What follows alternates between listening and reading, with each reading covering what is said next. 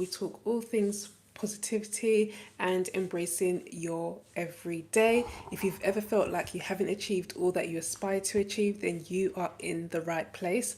On this channel, we talk all things personal development, freelancing to help you grow as a person. So, guys, I've decided to come on live again. And today we are going to, so I'm here live from my desk. So this is where I work basically every day when I am working. If I'm not working, I'm not at my desk essentially. So I just thought to pop on here and kind of talk about, you know, mindset shifts, especially if you want to start a freelancing business in 2025. Then I've got a few tips for you when it comes to, having the right mindset. Being a freelancer means that you are, or full-time freelancer that is, means that you are essentially in charge of yourself. You are in charge of the income that comes in. And if you're not working, then you have no income, right? So you need to remember that, number one. And the reason why I say that is because there's going to be days where you feel like you don't want to work, you don't want to do this, even if it's something that you do enjoy doing. There's going to be lots of times, I have to say, that you're going to feel like you don't want to do this. So, here are some things that I really feel like if you can crack this and if you can make sure that you're able to attain this, then you'll definitely be on the right path to being a successful freelancer. So, the first thing that you want to think about when it comes to being a freelancer is that there's no such thing as perfection, okay? You need to get rid of perfection. Reason being is because trying to be perfect will hold you back. Nothing will ever be perfect. And that's one of the things that I had to overcome. Even recording this video, for instance, I've got the sun in my face. Recording this video, for instance, it's not perfect, not to how I would like it to be done, but I want to get it out there. I'm using this platform as a way of practicing and honing in on my skills, shall I say. So you definitely want to make sure that, you know, you're not trying to be perfect with everything. Make sure it's good enough. Yes, it needs to be nice. It needs to be, you know, look good in some certain sense, but you need to ensure that you're not trying to be perfect and you're not stopping yourself from moving forward. And I've also heard that trying to be perfect also means that you are fearful or something, maybe fearful of success. You are using it as a way to procrastinate and do all those things. So you definitely want to make sure that perfection is out of the window, but good enough is good enough. Okay, the next thing is failure. Now, there are going to be times where you feel like, or you haven't achieved the goals, you're not where you want to be, and that's inevitable. It's part of learning, especially if you are new in this process. Failure, well, what I see as failure is when you give up, essentially. If you give up, it means you failed something, and it's not a bad thing. All it means is that you're learning from it. If something doesn't work out, use it as a learning curve. Learn from those mistakes. Now you know you're one step closer to success because now you know what not to do, right? So see, failure as a way of learning what not to do when it comes to your freelancing business. The next thing is that feedback. You're going to get feedback from clients.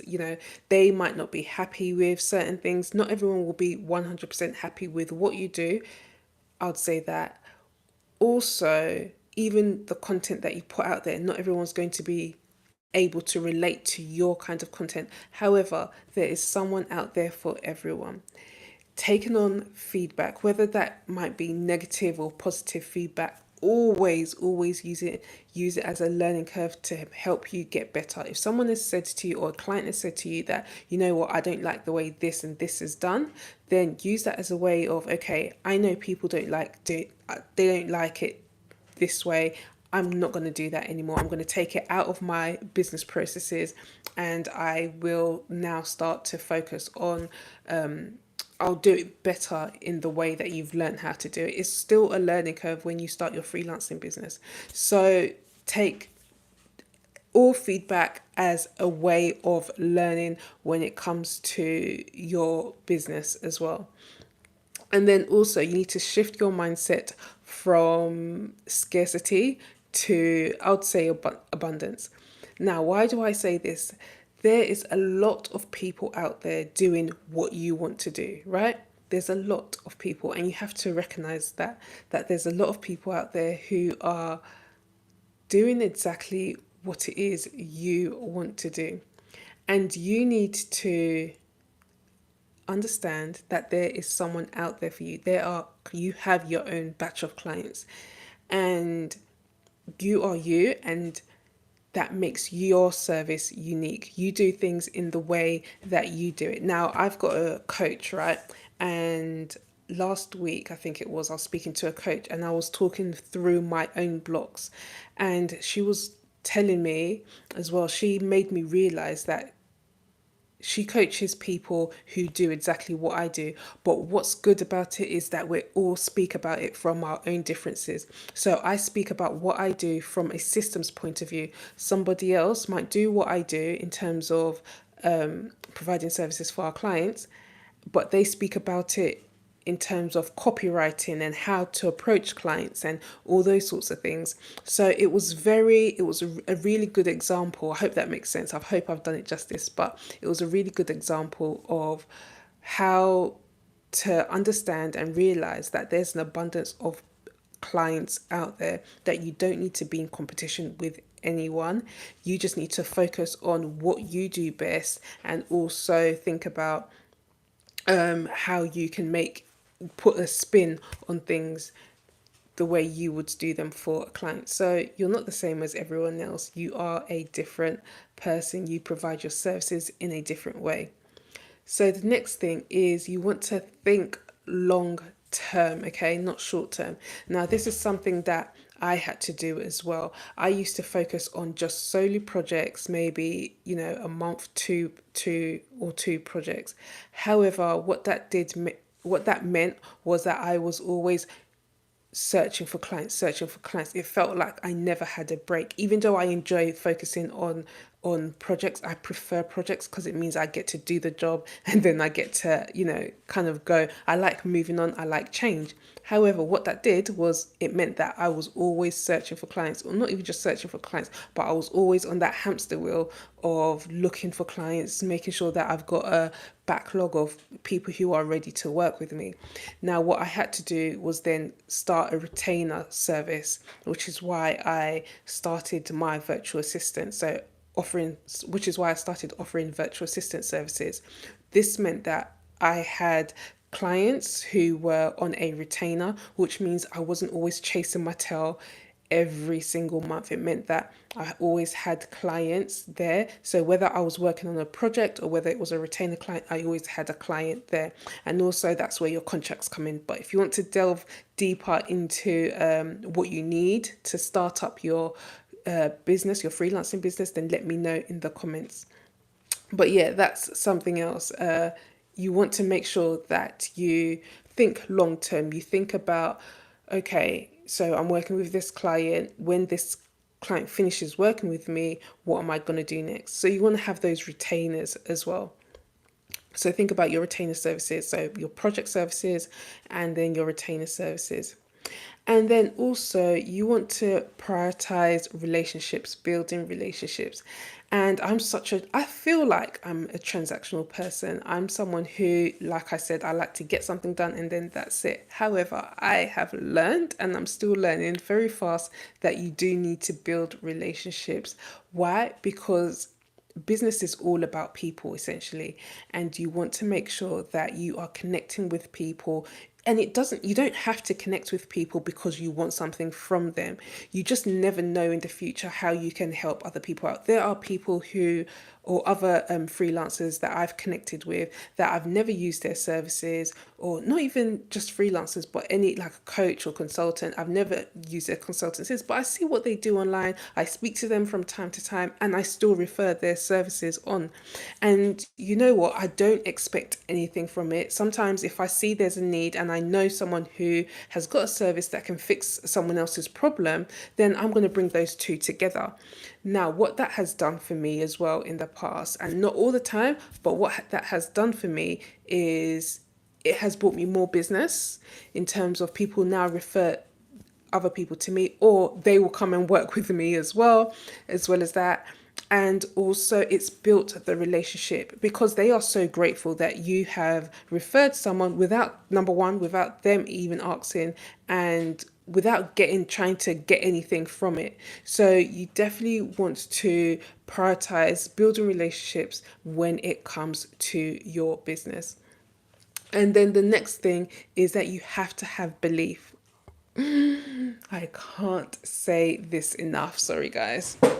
I can't say this enough. You have to have belief in what you're doing. And this comes down to the skills that you have, what you enjoy doing. If you don't enjoy doing it and you might have the skill, you're gonna not it's gonna show through the way you deliver your service.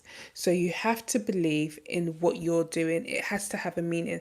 Now, I always say that the best businesses are businesses that help people, that have a meaning behind it. Okay. Now, I had to actually sit down because I've only learned that recently, and I had actually had to sit down and think about what is it that why do I do what I do? Okay, I had to really sit down and deep it.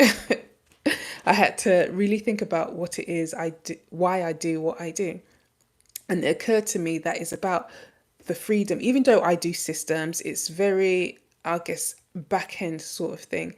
But my business is all about freedom, and it's all about freedom and claiming your time back. And when we say claiming your time back, that sounds surface level, but it really means something. As business owners, we are wearing a lot of hats. You're doing a lot of things, which then means that you never have time for anything. And this might mean you don't have time for your family, you don't have time for going out with your friends, you don't have time for yourself or doing personal care stuff.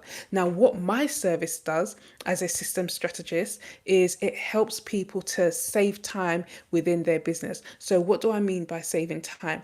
All the client management onboarding information that they need to send off to their clients when they sign on a client, that can be automated. It means that you're saving that much time. Imagine if you have lots of clients working with you or coming to work with you or inquiring about your services, and you're having to actually do everything manually in your business. You're having to contact and reply back to emails manually. You have to create the proposals manually. You have to chase invoices and all those things. Now, with what I do, I actually put the system that they need in place that will help automate that process, which means the computer or the tech is actually doing the work for them, which means it's giving them that freedom, that time back, which means they are not having to spend hours on their desktop because the system that they have in place is doing it all for them.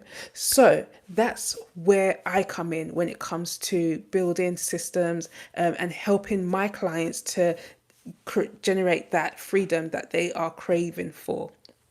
Okay, so and then my last one, and probably most important one, would be to invest in yourself. Now, what do I mean by investing in yourself? I mean, whether you need a coach, you don't need a coach. I wouldn't say you need anything, but it is advisable. I feel like I work best when I have a coach or a mentor. Because again, I think I've mentioned this somewhere else. I'm not sure if it was on here on YouTube or maybe on another platform, but I work best when I have a coach because they are keeping me accountable to what it is I need to do. So if I've got a meeting with my coach tomorrow, I'm going to make sure that I have done all the things that I need to do to ensure that that I've done the work, and I'm not, I don't want to go to my coaching session and then be like, oh, I haven't done. Oh, the sun keeps moving, guys. I'm not even looking at myself, but yeah, I don't want to go to to my coach and tell them that I haven't done the work. So you want to invest in yourself, and even if it's not a coach, invest in books. You guys know that I'm part of a book club, and part of that, the reason why I'm part of a book club is because of the is because of the learning behind it. It keeps me, again, accountability. It keeps me accountable to ensure that I'm reading books, I am learning new things, I'm getting new ideas, and all those sorts of things. Watching YouTube videos, learning videos, or even listening to podcasts are ways that you can also invest for yourself. Yes, it's either time or money or both, but you want to make sure that you're always doing these things, because that's going to up level your skills. And when you're up leveling your skills, you're able to charge more for your services, right? So that's something that you definitely want to do. So let me know if this was definitely helpful for you. I know that if I, saw a video like this back when I was starting, I would have been so grateful, because it kind of lets me get, gives some insight into what you, you know, insight into freelancing and becoming a freelancer. So those are the mindset shifts that I definitely think that you need to have when it comes to starting your freelancing business. I hope this helps. Let me know in the comments below. And also, if you are here for the first time, subscribe. Subscribe and let me know you're new here, and let me know if you found it valuable. Anyway, that's it from me today, and I will see you soon. Bye.